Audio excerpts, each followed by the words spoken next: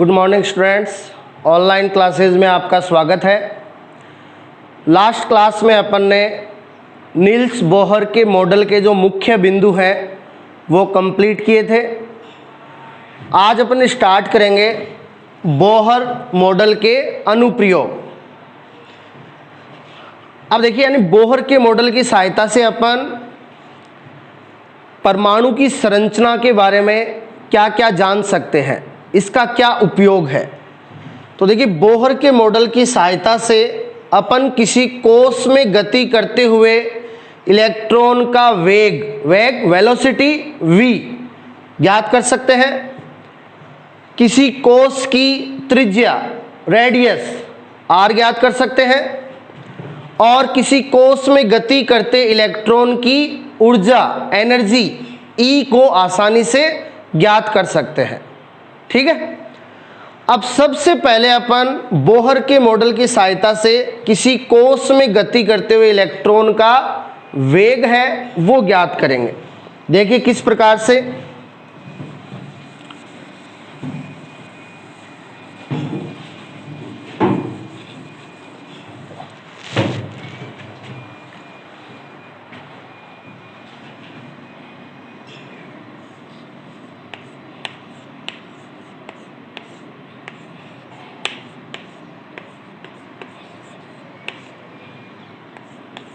पहला अनुप्रयोग अपना होगा कोश में गति करते इलेक्ट्रॉन का वेग v ज्ञात करना। ठीक है। अब देखिए,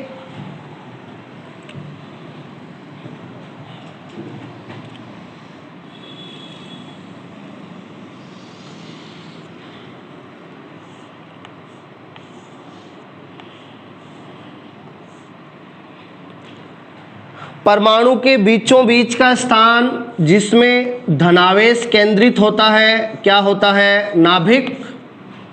ठीक है। और नाभिक के चारों ओर कोश या ऊर्जा स्तर में गति करता है कौन? इलेक्ट्रॉन। ठीक है। अब देखिए, इलेक्ट्रॉन पे होता है ऋणावेश और नाभिक में होता है धनावेश, है ना। तो नाभिक का जो धनावेश है वो इस इलेक्ट्रॉन पर आकर्षण बल लगाएगा, है ना। विपरीत आवेश एक दूसरे को क्या करते हैं? आकर्षित करते हैं।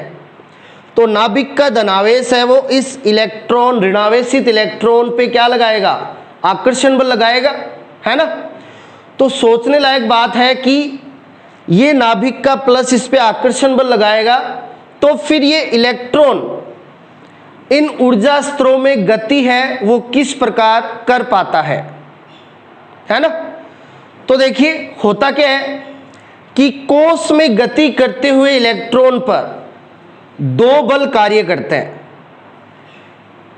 परमाणु में किसी कोश या ऊर्जा स्तर में गति करते हुए इलेक्ट्रॉन पर दो बल कार्य करते हैं। एक बल है वो तो अंदर की ओर लगता है जिसको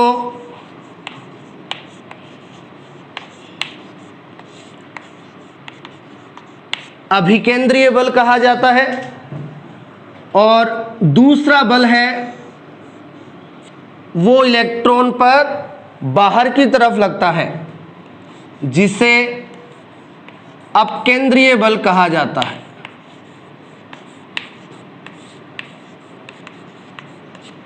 ठीक है।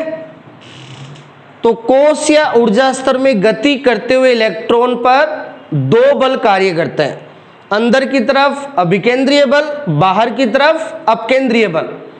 अब देखिए, इलेक्ट्रॉन पर लगने वाले इन दोनों बलों की दिशा क्या है? विपरीत है। एक अंदर की तरफ लग रहा है और एक बाहर की तरफ लग रहा है, यानी इनकी दिशा क्या है? विपरीत। जबकि इन दोनों बलों का परिमाण है वो क्या होता है? समान होता है।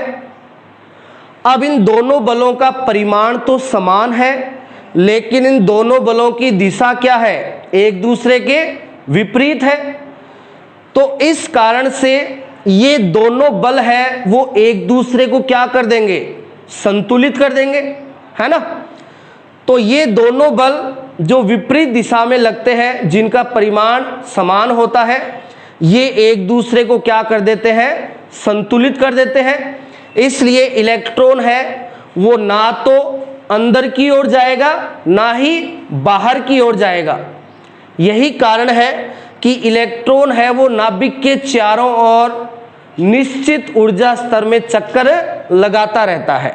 ठीक है, तो देखिए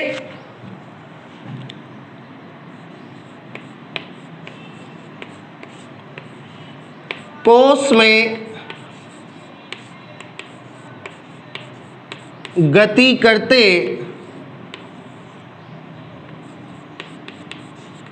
इलेक्ट्रॉन के लिए क्या होगा,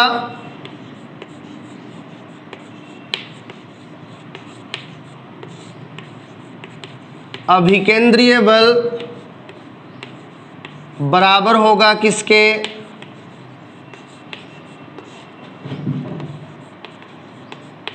अपकेंद्रीय बल के।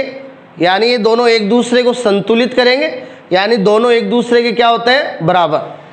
अब देखिए अभिकेंद्रीय बल है वो होता है mv² बटा r, और अपकेंद्रीय बल है वो होता है Ze² बटा r²। अभिकेंद्रीय बल mv² बटा r, अपकेंद्रीय बल Ze² बटा r²। ठीक है, दोनों बराबर हो गए। अब देखिए ये r से r कैंसिल, तो यहाँ पे ये आ गया mv² बराबर Ze² बटा r। ठीक है, अब देखिए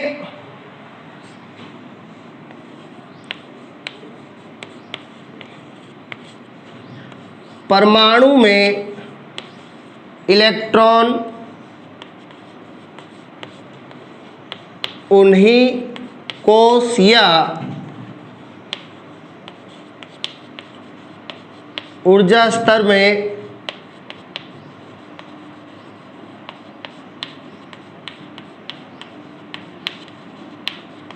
चक्कर लगाता है जिसके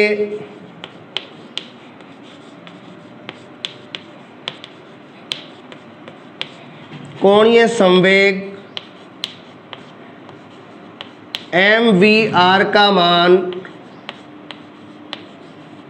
nh बटा 2 पाई के बराबर होता है। तो ये अपने बोहर के मॉडल के मुख्य बिंदु किए थे। वहां पे अपन ने ये बताया था कि परमाणु में इलेक्ट्रॉन है वो उन्हीं कोश या ऊर्जा स्तर में चक्कर लगाता है जिसके कोणीय संवेग mvr का मान nh बटा 2 पाई के बराबर होता है ना। तो देखिए तो यहाँ पे कोणीय संवेग mvr बराबर हो जाएगा nh बटा 2 पाई के। ठीक है, अब देखिए यहां से अपन r, यहां से r बराबर क्या हो जाएगा, r निकालेंगे तो ये mv है वो इधर बट्टा में चला जाएगा, तो ये हो जाएगा nh बटा 2 पाई mv। तो यहां से r बराबर हो गया nh बटा 2 पाई mv। ठीक है, अब देखिए इसको दे दिया समीकरण नंबर 1 और इसको दे दिया समीकरण नंबर 2। तो समीकरण 2 से r का मान रख देंगे समीकरण 1 में, समीकरण 2 से r का मान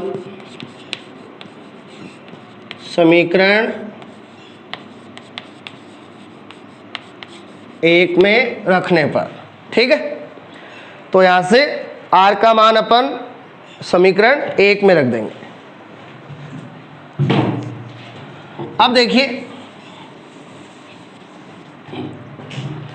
यहां से r का मान यहां रख दीजिए, इधर समीकरण 1 को देखिए, mv स्क्वायर बराबर ZE स्क्वायर, और r की जगह ये मान रख देंगे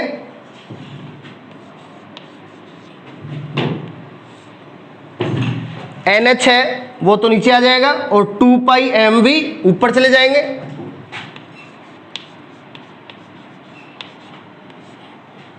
ठीक है, ये r का मान रख दिया, ये आ गया। अब यहां पे m से m कैंसिल और v से v कैंसिल।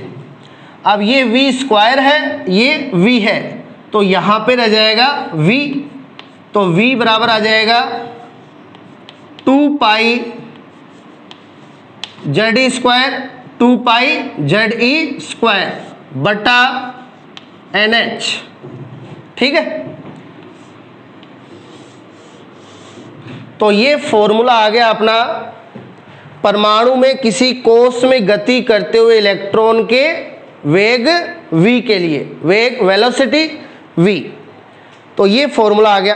अब देखिए यहां पे v है, वो क्या है, v यहां पे है इलेक्ट्रॉन का वेग। ठीक है, पाई की वैल्यू 3.14, 22/7 या 3.14। जेड यहां पे क्या है, इलेक्ट्रॉन जिस परमाणु के इलेक्ट्रॉन की बात हो रही है उस परमाणु का परमाणु क्रमांक। जेड क्या है, परमाणु क्रमांक है। जो भी परमाणु अपन को दिया जाएगा उस परमाणु का परमाणु क्रमांक होगा क्या, जेड। ई यहां पे क्या है, ई यहां पे है इलेक्ट्रॉन का आवेश। ई यहां पे क्या है, इलेक्ट्रॉन का आवेश। अब इलेक्ट्रॉन का आवेश कूलाम में तो कितना होता है, 1.6 गुणा 10 की घात -19 कूलाम।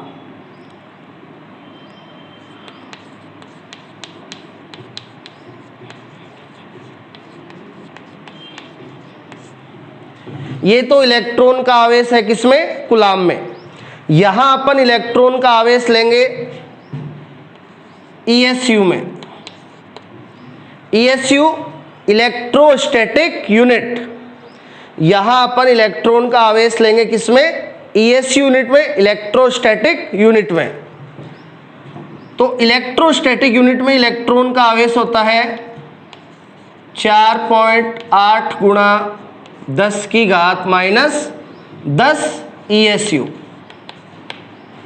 ठीक है, तो इलेक्ट्रोस्टैटिक यूनिट में इलेक्ट्रॉन का आवेश होता है 4.8 गुणा 10 की घात -10।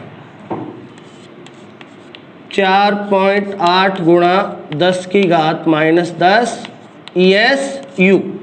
ESU electrostatic unit.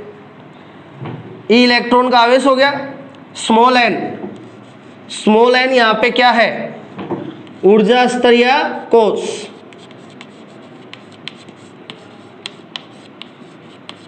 यानी इलेक्ट्रॉन है वो कौन से कोश या ऊर्जा स्तर में गति कर रहा है।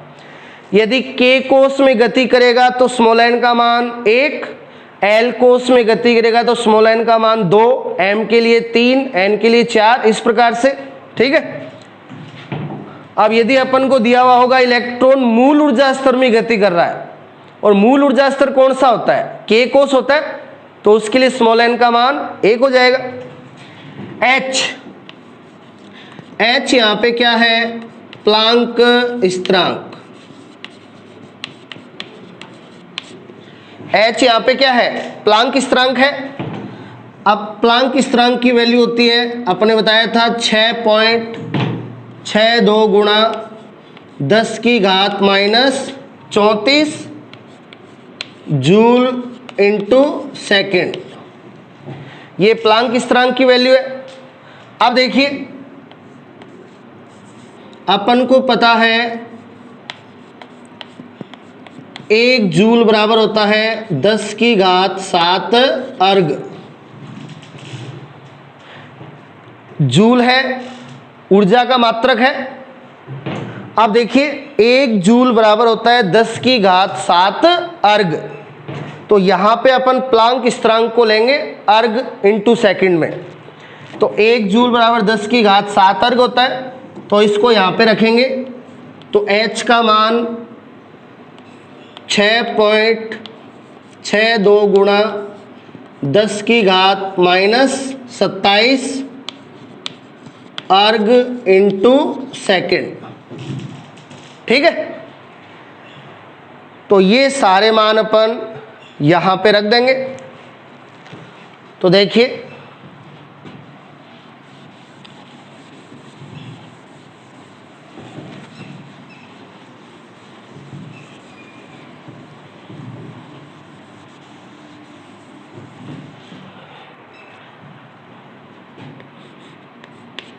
V बराबर, ये सारे मान अपन इस फॉर्मूले में रखेंगे। तो ये V का मान है वो आएगा 2.18 गुणा 10 की घात 8। Z क्या है? परमाणु क्रमांक। ये जो परमाणु अपन को दिया हुआ होगा उसके आधार पे इसका मान रखेंगे। और स्मॉल n क्या है? ऊर्जा स्तर। अब अपन को दिया हुआ मिलेगा इलेक्ट्रॉन कौन से ऊर्जा स्तर में गति कर रहा है, उसके हिसाब से अपन स्मॉल n का मान रखेंगे। और ये आएगा अपना सेंटीमीटर प्रति सेकंड में। तो यहाँ पे वेग है उसको सेंटीमीटर प्रति सेकंड में। तो ये परमाणु में किसी कोश के अंदर गति करते हुए इलेक्ट्रॉन के वेग का ये फॉर्मूला है।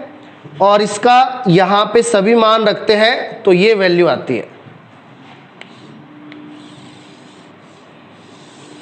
ठीक है, अब देखिए इस फॉर्मूले से अपन क्या देख रहे हैं? V समानुपाती है किसके? Z के। Z की वैल्यू ऊपर है तो V समानुपाती है किसके? Z के। तो यहां से मान लो अपन को यहां पे दो वेगों का अनुपात ज्ञात करना हो। दो वेगों का क्या ज्ञात करना हो? अनुपात। और अपन को परमाणु अलग अलग दिए हुए हैं। परमाणु अलग अलग दिए हुए हैं तो परमाणु क्रमांक है उनके मान भी क्या होंगे? अलग अलग। ठीक है, तो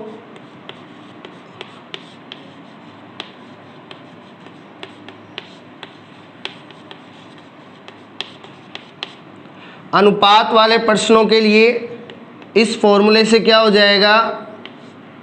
V1 बटा V2। अब ये दोनों समानुपाती हैं तो V1 बटा V2 बराबर आएगा Z1 बटा Z2 के। यानी अपन को मान लीजिए अपन को दो परमाणु दे दिए जाए तो दोनों परमाणुओं का क्या परमाणु क्रमांक क्या होगा? अलग अलग। और वहां इलेक्ट्रॉन गति कर रहे वेगों का क्या ज्ञात करना हो? अनुपात ज्ञात करना हो। तो V1 बट्टा V2 बराबर Z1 बट्टा Z2। क्यों? क्योंकि इस फॉर्मूले से V समानुपाती है किसके? Z के। अब इस फॉर्मूले से V व्युत्क्रमानुपाती है किसके? स्मॉल n के। V व्युत्क्रमानुपाती है किसके? स्मॉल n के। तो यहां पे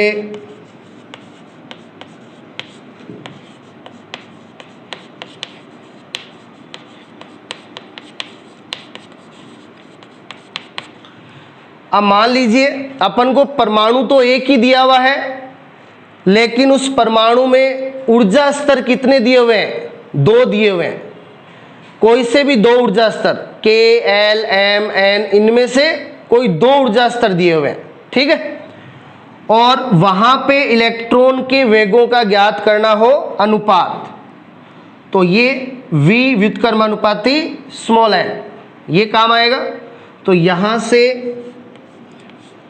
V1 बट्टा V2, ठीक है, बराबर हो जाएगा। अब ये व्युत्क्रमानुपाती है तो V1 के सामने आएगा N2 और V2 के सामने आएगा N1, ठीक है,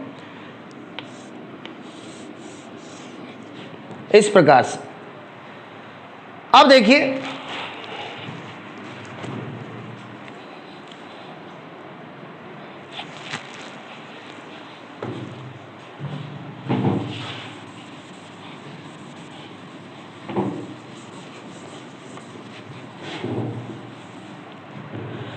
अब अपन एक क्वेश्चन करते हैं।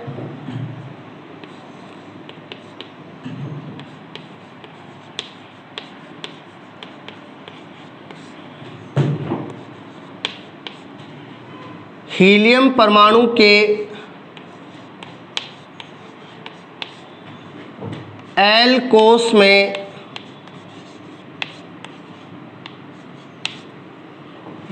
गति कर रहे इलेक्ट्रॉन का वेग ज्ञात कीजिए। आपको क्वेश्चन दिया हुआ है हीलियम परमाणु के L कोष में गति कर रहे इलेक्ट्रॉन का वेग ज्ञात कीजिए, ठीक है। अपन को परमाणु भी एक ही दिया है और कोष एक ही दिया है, ठीक है। तो अपन यहाँ पे वेग ज्ञात करने के लिए नॉर्मल फॉर्मूला ये काम में लेंगे, ठीक है। तो V बराबर 2.18 गुणा 10 की घात 8 Z बटा N सेंटीमीटर प्रति सेकंड, ठीक है। अब देखिए यहां पे Z क्या है, परमाणु क्रमांक, तो हीलियम है उसका परमाणु क्रमांक कितना होता है 2। हीलियम के लिए परमाणु क्रमांक का मान 2। अपन को कोष या ऊर्जा स्तर कौन सा दे रखा है, L कोष दे रखा है, ठीक है। तो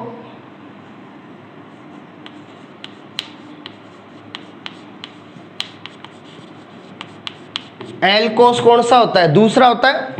तो L कोष के लिए स्मॉल n का मान 2, तो यहाँ Z का मान 2 हो जाएगा, स्मॉल n का मान भी 2 हो जाएगा।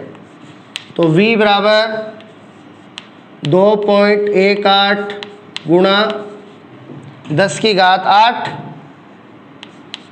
Z का मान 2, स्मॉल n का मान 2, तो 2 से 2 कैंसिल, तो यहाँ पे V बराबर आ जाएगा 2.18 गुणा 10 की घात 8 सेंटीमीटर प्रति सेकंड, ठीक है। तो ये हीलियम परमाणु के L कोष में गति कर रहे इलेक्ट्रॉन के वेग का मान हो गया। अब यदि अपन को यहाँ पे परमाणु दे दिया जाए कौन सा, बेरिलियम, कौन सा परमाणु दे दिया जाए, बेरिलियम परमाणु दे दिया जाए, ठीक है। तो देखिए क्वेश्चन हो गया बेरिलियम परमाणु के L कोष में गति कर रहे इलेक्ट्रॉन का वेग ज्ञात कीजिए। तो बेरिलियम के लिए Z बराबर कितना हो जाएगा, बेरिलियम का परमाणु क्रमांक होता है कितना, 4, ठीक है। तो यहाँ पे Z का मान रख देंगे 4, L कोष है स्मॉल n का मान 2, तो 4 से 2 2, अब 2.18 को 2 से गुणा कर दीजिए, 4 ये आ जाएगा 4.36 गुणा 10 की घात 8 सेंटीमीटर प्रति सेकंड, ठीक है।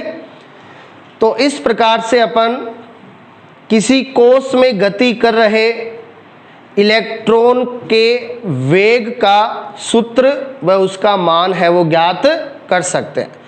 तो ये बोहर के मॉडल का पहला अनुप्रयोग है वो कंप्लीट है।